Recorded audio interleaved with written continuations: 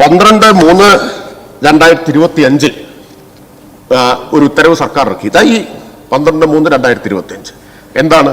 നേരത്തെ ഈ ഓണറേറിയം കിട്ടണമെങ്കിൽ 10 മാനദണ്ഡങ്ങളിൽ 5 പൂർത്തീകരിക്കണമായിരുന്നു ആശാജി വർക്കർമാർ.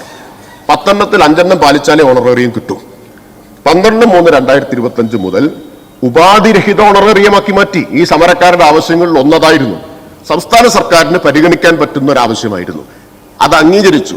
ഇപ്പോ ഇവര് ഈ പറഞ്ഞ 10 മാനദണ്ഡങ്ങളിൽ ഒന്നും പാലിക്കണമെന്ന വ്യവസ്ഥയില്ല. ഉപാധിരഹിതമായിട്ടുള്ള ഓണറേറിയമാക്കി. അത് പരിഹരിച്ച ശേഷവും ആ പരിഹരിച്ച കാര്യം ആവർത്തിക്കുകയാണ്. അപ്പൊ സമരം എങ്ങനെയെങ്കിലും നീട്ടിക്കൊണ്ടുപോവുക എന്നതാണ് സമരത്തിന് പിന്നിലുള്ളവരുടെ ഉദ്ദേശം എന്ന് സംശയിക്കേണ്ടിയിരിക്കുന്നു. അല്ലെങ്കിൽ 12/3/2025 പരിഹരിച്ച പ്രശ്നം എങ്ങനെയാണ് ഇപ്പൊ വീണ്ടും ഉന്നയിക്കുന്നത്? പ്ലീസ് സർ, അതുകൊണ്ട് ഞാൻ എന്റെ രേഖയാണ്. അല്ലല്ല സാർ, അല്ലല്ല, ഞാൻ വസ്തുതയല്ലാത്തൊരു കാര്യം ഇവിടെ പറഞ്ഞിട്ടില്ല. സർക്കാരിന്റെ ഉത്തരവുണ്ട് 12/3/25 ഉത്തരവ് ഞാൻ വായിക്കാം. അവരെ അവമാനിക്കാൻ കള്ളം പറയുകയാണ്. അല്ല, അതല്ല അദ്ദേഹം പറഞ്ഞത്. അദ്ദേഹം മിനിസ്റ്ററെ കുറിച്ചല്ലല്ലോ പറഞ്ഞത്. അല്ലല്ല, മിനിസ്റ്ററെ കുറിച്ചല്ല പറഞ്ഞത്. ശരി, ഞാൻ തെറ്റായി ധരിച്ചതാണ്. 12 ഇത് സർക്കാർ ഉത്തരവാണ്.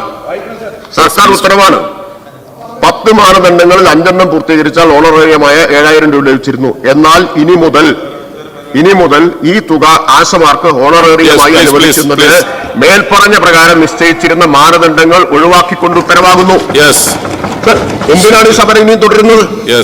അപ്പൊ ഞാൻ അവസാനിപ്പിക്കട്ടെ. അതുകൊണ്ട് ഇവിടെ സംസ്ഥാന സർക്കാർ ഇവരോട് എല്ലാ കാലത്തും അനുഭാവപൂർണമായ സമീപനമാണ് സ്വീകരിച്ചിട്ടുള്ളത്. ബഹുമാനപ്പെട്ട പ്രതിപക്ഷ നേതാവ് ഈ പ്രശ്നം ഉന്നയിച്ചപ്പോൾ ആ അനുഭാവപൂർണമായ നിലപാടുള്ളത് കൊണ്ടാണ് അടിയന്തരമായിട്ട് മുഖ്യമന്ത്രി ഇടപെട്ടത്, ചർച്ച ചെയ്ത് പ്രശ്നം പരിഹരിക്കാൻ ശ്രമിച്ചത്. പക്ഷെ നിർഭാഗ്യവശാൽ ബഹുമാനപ്പെട്ട പ്രതിപക്ഷ നേതാവ് ഈ സമരരംഗത്തുള്ളവരെ നയിക്കുന്ന ചിലർക്ക് ഈ സമരത്തിൽ ഇവരുടെ ആവശ്യം നിറവേറ്റുക എന്നുള്ളതല്ല ലക്ഷ്യം. അങ്ങനെയാണെങ്കിൽ യഥാർത്ഥ ആവശ്യമായിട്ടുള്ള ഹെൽത്ത് വർക്കേഴ്സായിട്ട് അംഗീകരിക്കാമെന്ന ആവശ്യത്തിനെതിരായിട്ട് കേന്ദ്ര സർക്കാരിനെ സഹായിക്കുന്ന സമരമാണിത്. കേന്ദ്ര സർക്കാരിനെ സഹായിക്കുകയാണ്. സംസ്ഥാനം ഓണറേറിയം കൂട്ടിത്തരണം എന്ന് മാത്രമേ പറയുന്നുള്ളൂ. ഞങ്ങളെ ഹെൽത്ത് വർക്കേഴ്സായിട്ട് അംഗീകരിക്കണം, ജീവനക്കാരായി അംഗീകരിക്കണം, ഞങ്ങൾക്ക് മറ്റെല്ലാ ആനുകൂല്യങ്ങളും കിട്ടണമെന്ന ആവശ്യത്തിന്റെ കടക്കൽ കത്തിവെച്ചുകൊണ്ട് കേന്ദ്രത്തെ സഹായിക്കുന്ന ഈ സമരത്തിന്റെ ഒപ്പം ഒരു ട്രേഡ് യൂണിയനുകളും നിൽക്കാത്തത് അതുകൊണ്ടാണ് ഇന്നലെ സമരത്തിൽ പങ്കെടുത്തവരുടെ എണ്ണം 354. 26,000 പേരിൽ 1.3% പേർ മാത്രമാണ് പങ്കെടുക്കുന്നത്. അദ്ദേഹം കുറച്ചുകൂടി ഭാഷ മാറ്റിയെന്ന് മാത്രമേ ഉള്ളൂ. അദ്ദേഹം ഈ സമരത്തെ പൂർണ്ണമായി തള്ളിപ്പറയാണ് ചെയ്തത്. സർ, ഒറ്റ കാര്യം അദ്ദേഹം പറയാം. ഒറ്റ കാര്യം, ഒന്ന്, മറ്റ് സംസ്ഥാനങ്ങളുമായി ഇത് താരതമ്യപ്പെടുത്തരുത്. കാരണം കേരളത്തിലെ ആശാവർക്കർമാർ ചെയ്യുന്ന ജോലി ഇന്ത്യയിലെ ഒരു സംസ്ഥാനത്തെയും ഒരു ആശാവർക്കർക്ക് ഇത്ര ജോലി ഭാരമില്ല. നമ്പർ 1. സാർ, എന്നെ സബ്മിഷനിൽ സാധാരണ അറിയാലോ, അങ്ങേക്കറിയാലോ, അങ്ങേക്കറിയാലോ സബ്മിഷനിൽ ഞാൻ വോക്കൗട്ട് ചെയ്യുന്ന പ്രശ്നം എടുത്തോ. അല്ലല്ല, അങ്ങ് പറഞ്ഞോ. രണ്ടാമത്തെ കാര്യം അദ്ദേഹം പറഞ്ഞത് ഇവർക്ക് ട്രേഡ് യൂണിയനുകൾ ഇതിനെതിരാ ട്രേഡ് യൂണിയനുകൾ ഈ സമരത്തോടൊപ്പം ഇല്ല. സാർ, ഇതൊരു വേറെ യൂണിയനാണ് നടത്തുന്നത്. ഞങ്ങളുടെ ANTUC യൂണിയൻ എല്ലാ ജില്ലകളിലും ഇതേ ആവശ്യങ്ങൾ വെച്ചുകൊണ്ട് തന്നെ എല്ലാ ജില്ലകളിലും സമരം നടത്തിയിട്ടുണ്ട്. സാർ, ഇതേ ട്രേഡ് യൂണിയൻ നേതാവ് തന്നെ 11 വർഷം മുമ്പ് ഇതേ സഭയിൽ വന്ന് സംസ്ഥാനത്തിന്റെ ഓണറേറിയം 10,000 രൂപയാക്കി വർദ്ധിപ്പിക്കണം എന്ന് ആവശ്യപ്പെട്ടിട്ടുണ്ട് 11 വർഷം മുമ്പ്. അപ്പൊ ഈ സമരം ന്യായമല്ല എന്ന നിലപാട് ശരിയല്ല. സാർ, സമരം ന്യായമായ സമരമാണ്. കേന്ദ്ര ഗവൺമെന്റ് ഇൻസെന്റീവ് വർദ്ധിപ്പിക്കണം എന്ന് ഞങ്ങളുടെ MPമാർ, ഞാൻ പറഞ്ഞു നേരത്തെ, പാർലമെന്റിലും ആവശ്യപ്പെടുന്നുണ്ട്. സാർ, ഈ സമരത്തെ തള്ളിപ്പറഞ്ഞ് സമരത്തിൽ ആൾ പങ്കെടുത്തില്ല എന്ന് പറഞ്ഞുകൊണ്ട് ഈ സമരം ന്യായമായ ആവശ്യത്തിന് വേണ്ടി അവർ നടത്തുന്ന സമരത്തോടൊപ്പമാണ് ഞങ്ങൾ അവരോടൊപ്പമാണ്. സാർ, അതുകൊണ്ട് ഇപ്പോഴും നിഷേധാത്മകമായ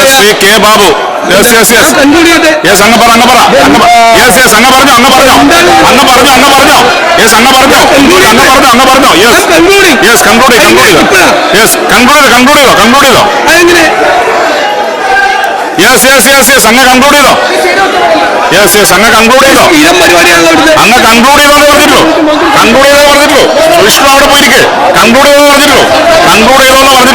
യെസ് യെസ് കൺക്ലൂഡ് ചെയ്തോ? അതേ പറഞ്ഞിട്ടുള്ളൂ. യെസ് അങ്ങ് പറഞ്ഞോ. ഒന്ന് പ്ലീസ് പ്ലീസ്. യെസ് യെസ് അവിടെ പോയിരിക്കുക. അവിടെ മിനിസ്റ്റർ പ്ലീസ് പ്ലീസ് പ്രതിപക്ഷം ഒന്ന് പറ. ഒന്ന് പറ. ശരിയാണ്. അങ്ങ് പറവരുത്. മൈക്ക് തരാം അങ്ങ് പറവരുത്. ഒന്നങ്ങോട്ട് ഒന്നവിടെ ഇരുത്തിക്ക്. മൈക്ക് തരാം. നിങ്ങൾ ടീമിനെ അങ്ങോട്ട് തിരിച്ചു വിളിക്ക്. മൈക്ക് തരാം. യെസ് അവിടെ ഇരിക്കുക. യെസ് ഒന്ന് ടീമിനെ തിരിച്ചു വിളിക്കാം അങ്ങോട്ട്. യെസ് മൈക്ക് തരാം. അവരിരുന്നു. യെസ് അങ്ങ് ടീമിനെ തിരിച്ചു വിളിക്കുക. യെസ് യെസ് സീറ്റിലേക്ക് അയക്ക്.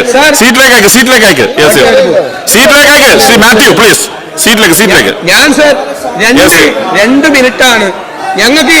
ഞാൻ ഈ പ്രതിപക്ഷത്തിന് വേണ്ടി 2 മിനിറ്റ് ഇത് മെൻഷൻ ചെയ്ത് പോവാൻ പോലും ഈ സഭയിൽ അവസരമില്ലെങ്കിൽ ഈ സഭ എന്തിനാണ് സാർ കൂടുന്നത്? ഇത് 99 പേര് ബഹളം ഉണ്ടാക്കി ഞങ്ങളുടെ ശബ്ദം നിലപ്പിക്കാനാണോ? ഒരു കാര്യമല്ലേ പറയുന്നത്? 15 മിനിറ്റ് മന്ത്രി അദ്ദേഹം പറഞ്ഞോട്ടെ. 15 മിനിറ്റ് ഈ മന്ത്രി പറഞ്ഞപ്പോ ഞങ്ങൾ കേട്ടുകൊണ്ടിരുന്നില്ലേ? മാത്രമല്ല ഐ വാസ് കൺക്ലൂഡിംഗ്. ഞങ്ങൾ പറയുന്നത് ഈ സമരം തുടങ്ങിയപ്പോൾ മുതൽ ഈ സമരത്തോട് അതേ പരിഹസിക്കുകയും അവരെ പുച്ഛത്തോടുകൂടി നോക്കിക്കാണുകയും ചെയ്യുന്ന ഒരു സമീപനമാണ് ഗവൺമെന്റ് സ്വീകരിച്ചത്. ഭാഷ മാറ്റിയിട്ടുണ്ടെങ്കിലും ഇന്ന് അതേ സമീപനമാണ് ബഹുമാനപ്പെട്ട പാർലമെന്റ് കാര്യമന്ത്രി മുഖ്യമന്ത്രിക്ക് വേണ്ടി മറുപടി പറഞ്ഞത്. സാർ ഈ സമരം ന്യായമായ ആവശ്യമാണ്. ഈ കാര്യത്തിന് സംസ്ഥാന സർക്കാർ ന്യായമായ പരിഹാരം ഉണ്ടാക്കണം. അതില് പോസിറ്റീവായിട്ടുള്ള ഒരു അപ്രോച്ച് അല്ല വീണ്ടും ഈ സമരത്തെ പരിഹസിക്കാനും ഈ സമരത്തെ പുച്ഛിക്കാനും സമരത്തിൽ പങ്കെടുക്കുന്ന ആളുകളുടെ എണ്ണം നോക്കാനും സർക്കാർ ഇറങ്ങി പുറപ്പെട്ടതിൽ അതിശക്തിയായി പ്രതിഷേധിച്ചുകൊണ്ട് ഞങ്ങൾ വോക്കൗട്ട് ചെയ്തു.